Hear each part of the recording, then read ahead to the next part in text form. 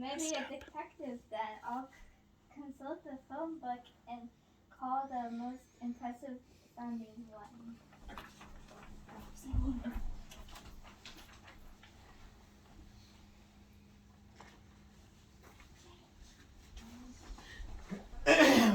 Izoi, Detective Call for Christmas, was called here today to solve a murder. The murder of your very great Uncle Bruce. Well, officially we don't know it's a murder, but these things always are. All the signs are here. He's rich. Anyway, it's a fairly routine dispute, I'm sure. I've seen it before in all my travels. I've solved a case like this on every continent in the world, except for North America. But that's not my fault. I was banned there for most of my life, so not gonna worry about it. Now that I'm here, I'm not going to fail. I'll get right to work on solving this thing.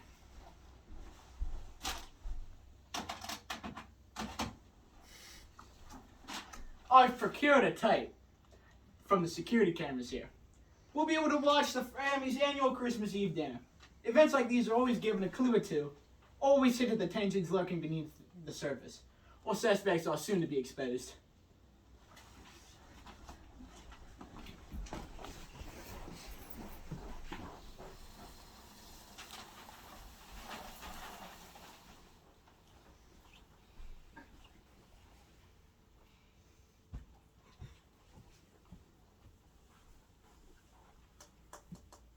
Well, not everyone's here yet, but I'd hate to let all this food get cold. I'm so glad to be able to spend this Christmas Eve with you. It's truly the highlight of my year. Without further ado, Merry Christmas and dig in.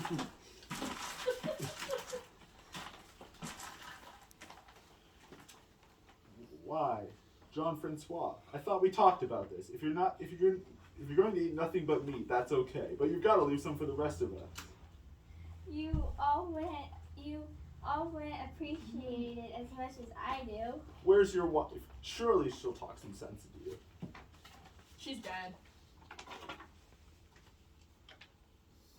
She's waiting up.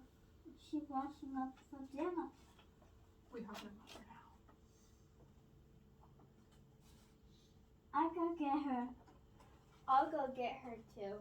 She's in a strange phase. She's always trying to set traps for Santa if I don't supervise her.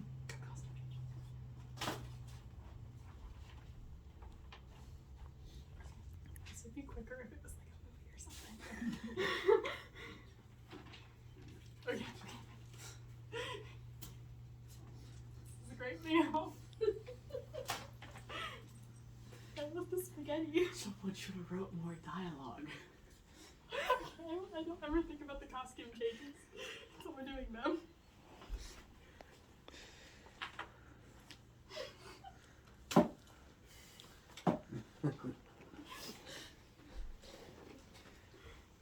I'm really warm right now.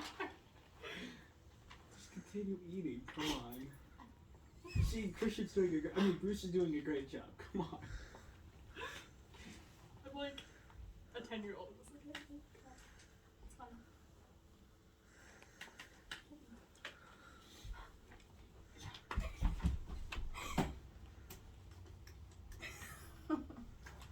I'm here.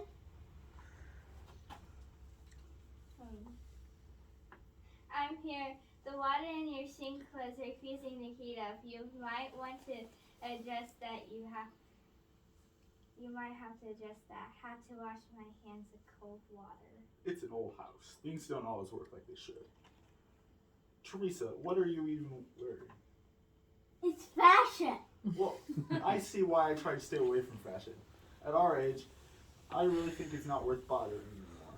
And napkins aren't worth bothering either, are they, Uncle Bruce? No time for napkins when there's this much quality food to eat. There's always time to be clean.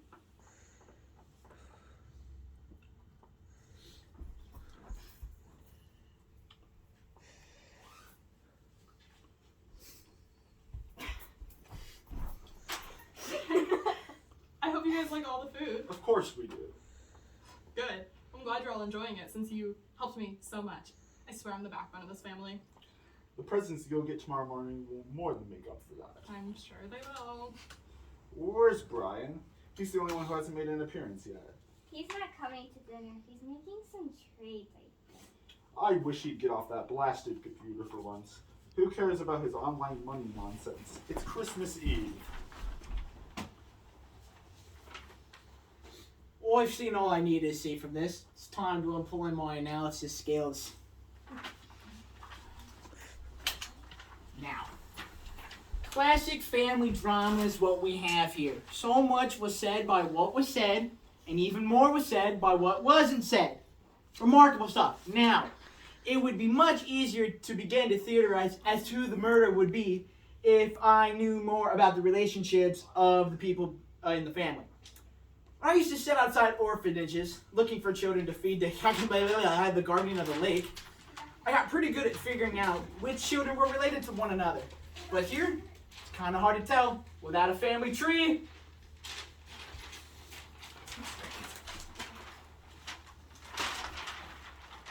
Fortunately for you, I'm something of a historian. I made a family tree a few days ago. I kind of hoped I'd get some actual ancestry-related Christmas gifts this year, but you know how it goes. One person gets murdered, then suddenly presents aren't important anymore. This could have been the year I finally got something good. Bruce said I would. Very, very nice. High quality work here, as we can see. It's interesting. And she had a family tree on hand just when we needed it. Okay, my great-grandparents, Peter and Victoria, immigrated here, southern Wyoming, during the French Revolution. Ah, so they were French. No, they had 2 children, Benjamin and Sally. They're all dead now, both the great-greats and their kids. While they were alive, though, Benjamin married Danielle, and they had Bruce, John, and Star. Bruce met Cherry, and they had Brian, before Cherry died in a work-related accident. May I ask what happened? Her arm was torn completely off. Brutality. Brian's a complete weirdo. He's like completely obsessed with cryptocurrency. If it sounds pretentious, he's probably invested in it. Moving on though, John married Hannah, and they had Jean-Francois before they were all eaten by alligators. Jean-Francois grew up alone, no parents because of the alligator thing, and because of that, he's got some weird views. He's like the opposite of a vegan. He blames animals for the death of his parents, so he eats only meat.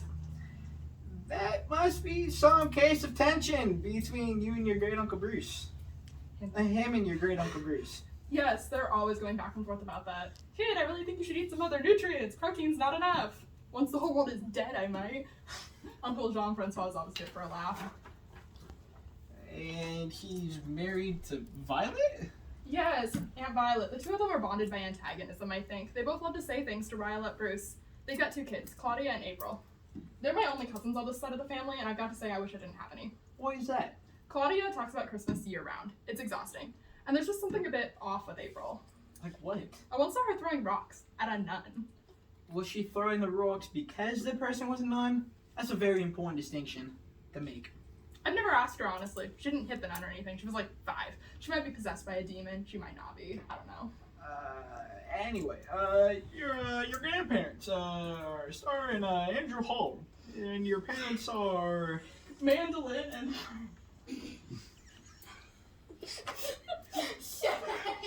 They are, unfortunately, also dead. It was a massive sinkhole that did it. Swallowed them and my grandparents. I was quite fortunately in prison. So it skipped me.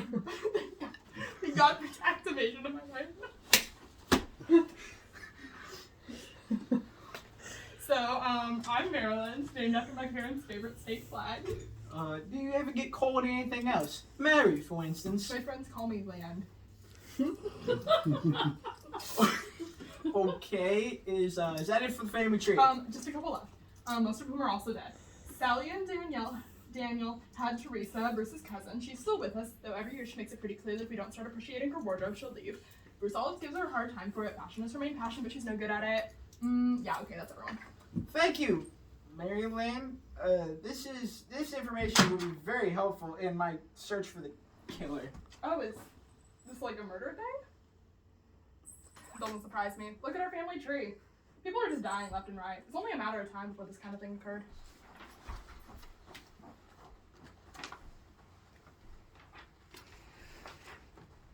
Knowing the relationship solved nothing. It's more complicated than before.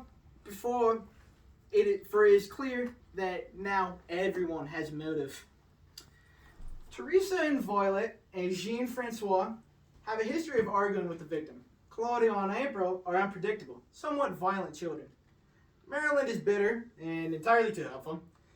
And Brian is not only unsupported by his family, but suspiciously absent. Could be any one of them, or a combination of people working together, eh? So you're the detective investigating my father's death. Yes, my condolences. Haven't seen a lot of you since you arrived here. The market's been crazy. Lots of ups and downs in buying and selling. I guess it's a shame that I missed seeing Dad before he got killed. But he would have spent the whole time telling me I need to throw away my computer. You don't know how much I hate that. My parents never supported me either. When I said I wanted to be a detective, they said, "Hey, you've been a senior in high school for 4 years now. Your top priority should be graduating." Parents. What's the next phase of your investigation? I'm going to examine the body. It's time to find out how he died. A very revealing conservation, but no time to dwell on it. I must head to the morgue, which this house has for some reason.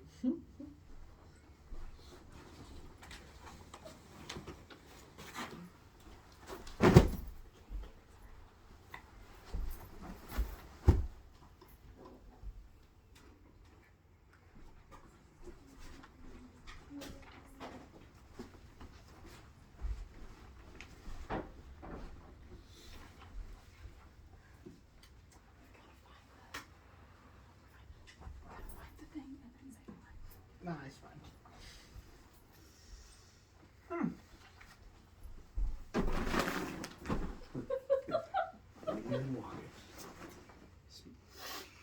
Smells like alcohol. Interesting. Now why would someone stash this away? Must be the murder weapon. I imagine once I look at the body, I will find a stab wound the size of this candy cane. Perhaps the blood was cleaned off with some form of alcohol, or something of a similar scent. What you got there?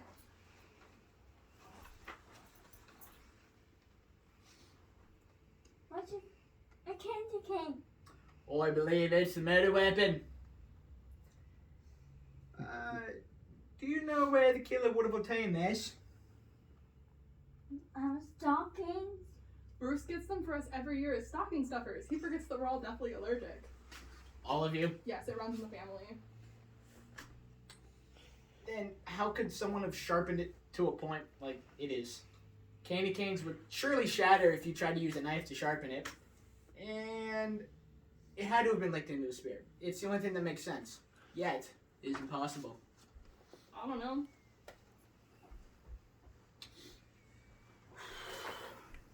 Just as expected. A matching stab wound. This is the murder weapon, alright, but what other clues are waiting to be discovered?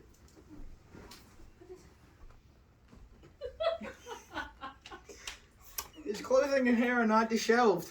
There are no other wounds indicating that there was no struggle. There are crumbs in his beard with a faint hint of lavender soap in the air. Perhaps he was in the process of washing the crumbs off when he was killed.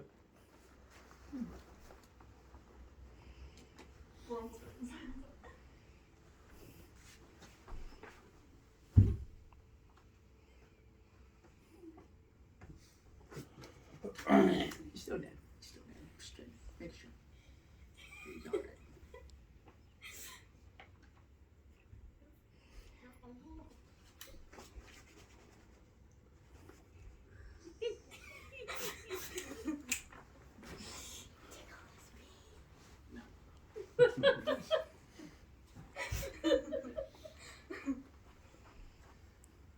How's the investigation going? Well, it's going fairly well. I really feel like I'm getting somewhere. This is a much easier case than the last one I worked on. The whole town just vanished. And I was tasked with... No time for stories. Get back to work. There's a killer among us. Yes, please hurry. Of course. I will keep moving forward with the investigation. When's your next? The scene of the crime, of course.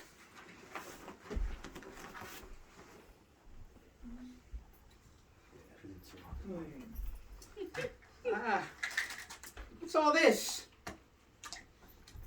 Chloroform, I suspect. Something was spilled here. Smells Christmassy around here. Trash, probably. I get a good feeling that this is protein powder.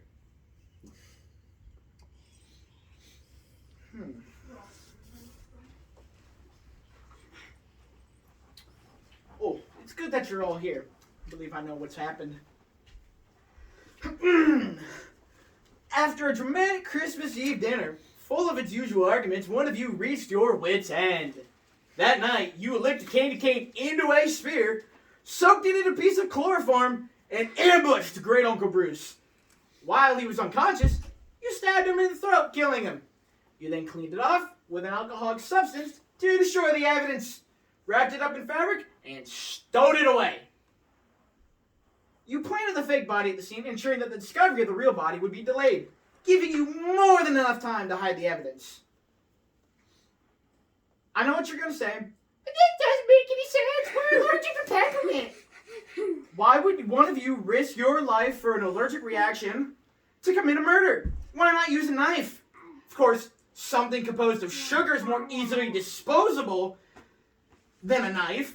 It would completely dissolve in a liquid if let to sit for long enough, but the risk is too high. The protein powder at the scene of the crime led me to initially believe that Jean-Francois did it, counting on the immense amount of protein in his diet to save him from the allergy. But then again, several things have happened quickly, and I realized I made no sense. What makes sense, Sam? If you follow me, I imagine it'll all be cleared up.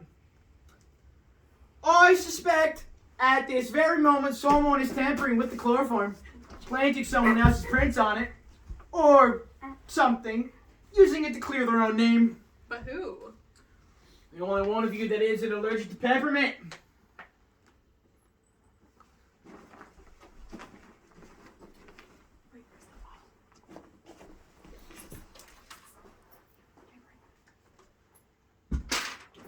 Stop right there, murderer!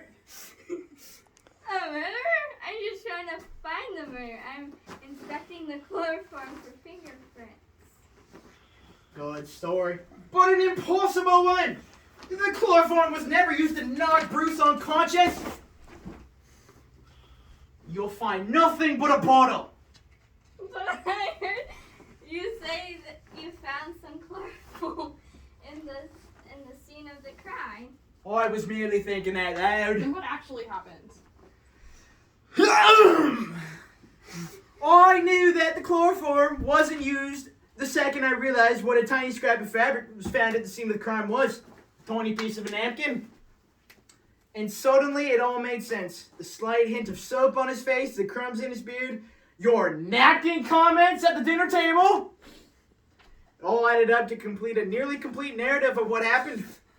Disgusted by your uncle's messy habits due to your status as a clean freak, you plotted to kill him for his uncleanliness. As the only non-blood related member of this family, you were able to lick your candy cane into a spear and kill your enemy. Stabby stab. After landing the killing blow, you cleaned his face off with soap and napkin from the dinner table while you sat across him only hours before. You planted the fake body and planned to hide the evidence. After soaking the candy cane in the hand sanitizer that you always carry with you, you wrapped it in the napkin and stowed it away in a location that was sure to be discovered. Then you left the protein powder at the scene of the crime to frame your own husband for the murder, knowing that he would be a suspect due to his conflicts with his uncle. And it might have worked too. You had left a shred of evidence of the napkin at the crime scene. That told me everything I needed to know, Violet. You killed Bruce. You're so obsessed with his cleanliness that you killed for it. You ruined Christmas for it, you Grinch! That wasn't in there. Keep going. So you figured it out. Fine, I did it. Good luck proving that to the cops, though. What you mean by that? I licked everyone else's candy cane into a spear as well. You've got enough weapons to kill anyone that could turn me into the police.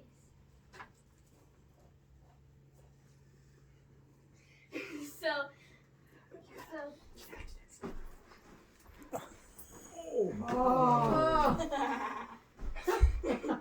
so who here wants to forget that any of this happened? We like you better than Bruce anyway. Oh. I thought you were dead. Candy canes aren't really that sharp. Probably didn't even break my skin.